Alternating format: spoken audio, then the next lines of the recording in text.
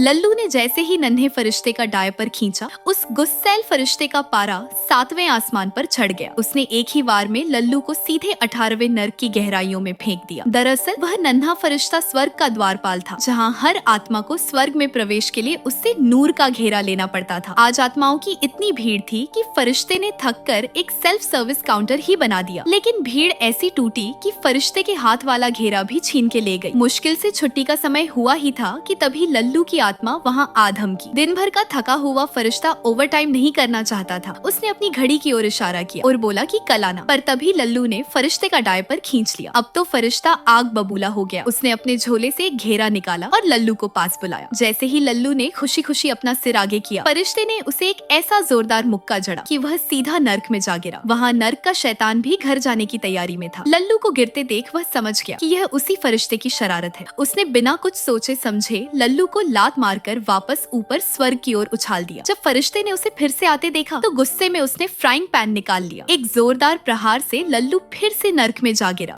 शैतान ने भी हार नहीं मानी और उसने फिर से एक किक मारी। अब लल्लू स्वर्ग और नर्क के बीच एक फुटबॉल बन चुका था, जो बार बार ऊपर नीचे चक्कर काट रहा था। तभी लल्लू ने फरिश्ते का डायपर पकड़ लिया और रहम की भीख मांगने लगा। इससे फरिश्ता और चिढ़ गया। उसने अपने पास मौजूद सारा कबाड़ लल्लू के ऊपर दे मारा। एक कंप्यूटर लल्लू के सिर पर लगा और वह सीधे नर्क के शैतान के ऊपर जा गिरा। गुस्से से लाल शैतान ने लल्लू को उठाया, उसे हवा में तेजी से घुमाया और पूरी ताकत से आसमान की ओर फेंक दिया। लल्लू किसी मिसाइल की तरह बादलों को चीरता हुआ निकला। फरिश्ता समझ गया कि अब अनर्थ होने वाला है। लल्लू सीधा जाकर सोते हुए ईश्वर से जा टकराया। फरिश्ता और शैतान सन्न रह गए। दोनों ने फुसफुसाकर सलाह की कि भगवान के होश में आने से पहले लल्लू को यहाँ से खिसका देते हैं, लेकिन भगवान ने उन्हें रंगे हाथों पकड़ लिया। दोनों घुटनों के बल बैठकर माफी मांगने लगे। क्रोधित होकर भगवान ने दोनों को 500 साल तक महल के बाहर हाथ ऊपर करके खड़े रहने की सजा सुना दी। बेचारे लल्लू की आत्मा इस उठापटक में अधमरी हो चुकी थी। अपनी गलती सुधारने के लिए भगवान ने अपनी दिव्य शक्ति से उसकी आत्मा को वापस धरती पर भेज दिया। अंधेरे में लल्लू की आंखें धीरे से खुली। वह अपने शरीर को वापस पाकर खुशी से झूम उठा, लेकिन अगले ही पल उसकी चीख निकल गई और वह पूरी तरह टूट गया, क्योंकि उसका शरीर तो पहले ही जमीन के नीचे दफनाया जा चुका था।